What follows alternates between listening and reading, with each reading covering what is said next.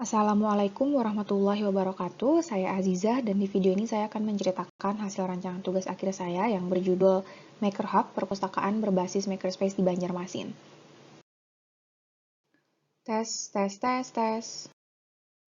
Perpustakaan berbasis makerspace ini adalah sebuah ruang berkumpul untuk masyarakat di mana mereka bisa berkreasi, bereksplorasi, berkolaborasi, membangun relasi, dan berbagi pengetahuan, sehingga mereka bisa belajar bersama untuk mengembangkan potensi diri dan skill mereka. Dan pada perancangan ini, permasalahan yang saya angkat adalah bagaimana rancangan perpustakaan berbasis makerspace di Banjarmasin yang bisa menjadi ruang pertemuan umum yang aktif bagi masyarakat dengan keberagaman aktivitasnya, sehingga perpustakaan bisa memiliki daya tariknya kembali untuk dikunjungi. Selanjutnya, pada perancangan ini saya menggunakan metode disk programming, dan untuk menyelesaikan permasalahan yang berfokus pada keberagaman aktivitas penggunanya, saya mengusungkan konsep fleksibilitas arsitektur yang dipopulerkan oleh Cronenberg. Jadi di konsep ini memiliki 4 prinsip, yaitu yang pertama ada interactivity, yang berarti arsitektur yang mengandalkan teknologi, kemudian transformation yang berhubungan dengan bentuk, volume, dan tampak bangunan yang berubah, kemudian ada adaptation yang berarti bangunan yang mampu merespon terhadap perubahan-perubahan yang akan terjadi, dan yang terakhir ada movability yang berarti unsur bangunan yang bisa dipindahkan. Dan untuk konsep perancangannya, di sini saya memulai dari konsep ruang. Jadi konsep ruang ini saya bagi menjadi beberapa bagian. Yang pertama ada pengkombinasian fungsi ruang perpustakaan dan makerspace. Jadi dua ruang ini digabung menjadi satu yang dipisahkan oleh partisi fleksibel yang memiliki fungsi lain sebagai rak penyimpanan atau display. Dan juga konsep ruang ini memainkan layering atau elevasi lantainya untuk memberikan zonasi yang jelas pada ruang. Kemudian untuk dinding di area ruang ini didominasi oleh kaca, jadi ruangannya ini secara visual bisa terhubung dengan ruang luarnya. Selain itu, ruang ini juga diberikan void yang cukup luas sehingga aktivitas-aktivitas di dalam ruang bisa terlihat dengan jelas untuk memberikan suasana yang aktif pada ruangnya. Selanjutnya pada konsep ruang tunggal, untuk ruang tunggal ini sebenarnya tidak jauh berbeda dengan ruang yang dikombinasikan tadi. Jadi di ruang ini hanya ada satu fungsi ruang, yaitu ruang perpustakaan atau ruang makerspace yang dibatasi dengan perabot yang multifungsi juga. Kemudian ada konsep fungsi ruang tunggal yang dibatasi dengan partisi yang berbentuk seperti gorden untuk memberikan ruang fleksibel dan kesan privasi untuk menggunanya. Dan kemudian ada konsep ruang mini tribun yang bisa digunakan sebagai meja atau tempat duduk. Dan bagian yang terakhir untuk konsep ruang, ada ruang yang bisa terhubung dengan area luarnya atau sebaliknya. Jadi di ruang ini diberikan pintu lipat yang cukup lebar sehingga ketika pintu ini dibuka, kedua ruang luar dan ruang dalam ini bisa terhubung. Selanjutnya ada konsep bentuk yang berangkat dari konsep ruang yang sudah saya ceritakan tadi, kemudian menambahkan rem yang menuju ke lantai 2 dan berfungsi sebagai akses utama untuk masuk ke dalam bangunan. Jadi untuk ruang perpustakaannya ini ada di lantai 2 dan ruang makerspace-nya ada di lantai 1, dan ruang makerspace ini hanya bisa diakses melalui yang perpustakaan yang ada di lantai 2 tadi. Kemudian selanjutnya ada konsep pembagian massa bangunan. Jadi pembagian massa pada tapak ini diumpamakan seperti kumpulan sel-sel pada otak yang sedang membelah diri. Jadi bangunan perpustakaan ini saya analogikan seperti otak dari sebuah kota. Kemudian untuk pembagian massa bangunan pada tapak dibagi berdasarkan jenis koleksi bahan pustaka dan implementasi ruang makerspace yang sebidang dengan bahan koleksinya. Selanjutnya, untuk konsep rancangan tapak, di sini saya memulai dari garis grid, kemudian membuat geometri lingkaran untuk membagi perletakan massa bangunan dan sirkulasi pada tapaknya, kemudian menghubungkan massa bangunan dengan pagar pembatas untuk pertimbangan keamanan karena bangunan ini cukup terbuka, kemudian menambahkan sky bridge untuk menghubungkan massa bangunan di area lantai 2. Dan selanjutnya ada alur program aktivitas.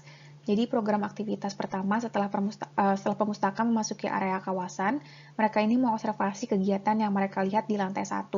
Kemudian mereka menaiki rem menuju ke lantai 2 ke ruang perpustakaan, lalu setelah itu mereka melakukan pematangan ide, dan kemudian melakukan proses produksi, dan yang terakhir ada proses promosi. Selanjutnya ada gambar pradesain. Yang pertama ada gambar site plan. Jadi di gambar ini bisa terlihat bangunan pengetahuan umum dan sains yang berada di tengah-tengah antara bangunan seni dan budaya dan bangunan desain dan teknologi. Jadi penempatan ini dibuat untuk memudahkan pemustaka jika ingin ke bangunan pengetahuan umum dan sains. Selain itu, di gambar ini juga terlihat lanskap di bagian belakang tapak lebih detail. Hal ini bertujuan untuk memberikan kesan yang lebih luas untuk jalan lingkungan di bagian belakang tapak. Selanjutnya ada gambar tampak depan kawasan dan tampak samping kanan kawasan. Di gambar tampak ini terlihat ada dua signage di bagian depan dan bagian belakang tapak yang bertuliskan Maker Hub. Selain itu, di area plaza juga terlihat ada detail rangka besi hollow dan kawat harmonika yang di atasnya ada pergola. Jadi orang-orang yang lagi duduk di area plaza bisa ternaungi. Selanjutnya di bagian bawah ini ada gambar potongan kawasan. Di gambar potongan ini bisa terlihat tampak samping dari bangunan penunjang. Selain itu juga bisa dilihat ada sky bridge yang jadi penghubung atau sirkulasi untuk bangunan di area lantai 2. Kemudian juga ada terlihat pagar dari kaca laui dan ada rem yang menuju ke area lantai 2 di bangunan seni dan budaya dan bangunan desain dan teknologi. Kemudian selanjutnya ada gambar denah tampak dan potongan untuk bangunan seni dan budaya. Jadi untuk denah di bangunan ini bisa terlihat entrance-nya ada di lantai 2 yang dituju melalui rem. Kemudian sebagian besar untuk ruang karya, ruang area diskusi, dan ruang koleksi itu merupakan ruang yang open layout. Sedangkan untuk ruang kelas dan workshop-nya itu dipisahkan dengan sliding wall. Kemudian untuk gambar tampak bisa terlihat dinding fasad ini menggunakan finishing polished concrete dan ada sun shading-nya juga. Selanjutnya untuk gambar potongan, di sini terlihat ruangnya didominasi dengan kaca laui. Kemudian selanjutnya bangunan pengetahuan umum dan sains.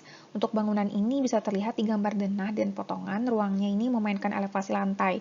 Kemudian entrance-nya ada di lantai 1 dengan bukaan pintu yang cukup lebar. Kemudian untuk bangunan desain dan teknologi, jadi untuk bangunan ini sebagian besar mirip dengan bangunan seni dan budaya, jadi entrance-nya ada di lantai 2 yang dilalui dengan rem dan ruangan yang open layout. Kemudian selanjutnya ada detail fasad, jadi pola fasadnya ini diambil dari bentuk sel saraf yang ada di otak, kemudian diaplikasikan menjadi pola fasad dengan menggunakan material metal panel dan rangka hollow baja ringan. Fasadnya ini juga bisa diputar kurang lebih sekitar 45-90 derajat, jadi bisa menghalang sebagian terik matahari yang masuk ke dalam ruangan. Kemudian berikutnya ada detail sliding wall. Jadi untuk sliding wall ini ada di ketiga masa bangunan yang sudah saya ceritakan tadi. Jadi saat sliding wall ini ditutup, dia berfungsi sebagai pemisah ruang dan saat dia dibuka, ruangnya ini bisa terhubung dengan ruang yang lain. Selain itu, di sliding wall ini juga terdapat lubang-lubang masif yang digunakan untuk display yang tidak permanen, jadi fungsi ruangnya ini bisa bertambah. Kemudian detail yang terakhir ada detail partisi yang berbentuk seperti gorden. Jadi detail ini berada di bangunan desain dan teknologi di lantai 2. Jadi untuk detail ini dia berfungsi sebagai partisi yang bisa dibuka atau ditutup saat penggunanya membutuhkan privasi untuk berdiskusi dengan kelompoknya. Kemudian selanjutnya ada gambar perspektif eksterior. Di sini ada gambar perspektif eksterior di bagian depan, bagian belakang, kemudian ada di bagian area plaza, dan juga ada di area sirkulasi di lantai 1 yang ruangnya ini juga bisa dijadikan sebagai area promosi atau pameran. Kemudian ada di bagian sky bridge atau sirkulasi yang menghubungkan antar bangunan di lantai 2. Kemudian selanjutnya ada gambar perspektif interior untuk bangunan seni dan budaya. Jadi di sini ada area lantai 1 yaitu ruang makerspace dan area lantai 2 area ruang perpustakaan. Jadi di area lantai satunya ini terlihat ada void yang cukup sangat luas yang bisa memperlihatkan aktivitas di sekitar bangunannya. Kemudian untuk di ruang perpustakaannya ini ada area tribun mini yang digunakan sebagai meja ataupun kursi dan juga ada dinding yang dilapisi dengan wall sticker whiteboard. Jadi mereka itu bisa menuliskan ide-ide mereka ketika mereka sedang berdiskusi.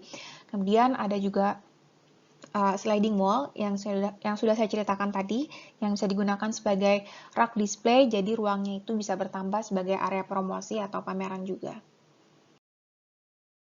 Selanjutnya ada perspektif interior untuk bangunan pengetahuan umum dan sains. Di sini ada gambar perspektif di lantai 1. Jadi lantai satunya ini ada area untuk mereka memamerkan apa yang sudah mereka buat di ruang 3D printing. Dan juga ada perspektif area mereka diskusi yang menaikkan elevasi, kemudian ada juga area perpustakaan yang ada di lantai 2. Selanjutnya ada gambar perspektif interior untuk bangunan desain dan teknologi. Jadi di sini ada gambar perspektif untuk area lantai 1 yaitu area ruang makerspace dan area lantai 2 itu ada area perpustakaan. Jadi untuk di area perpustakaannya ini ada partisi yang berbentuk seperti gorden dan juga ada sliding wall yang sudah saya ceritakan tadi juga.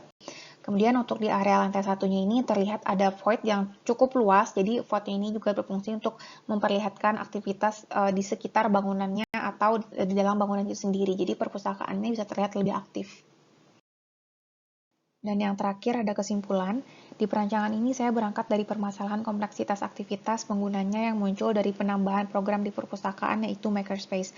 Kemudian permasalahan ini diselesaikan dengan konsep fleksibilitas arsitektur, dan akhirnya dengan perancangan perpustakaan berbasis makerspace ini, perpustakaan bisa memiliki peran baru yaitu pemberdayaan masyarakat, sehingga hal ini membuat makna perpustakaan sebagai pusat aktivitas bisa melekat di pemahaman masyarakat. Sekian presentasi saya, terima kasih. Wassalamualaikum warahmatullahi wabarakatuh.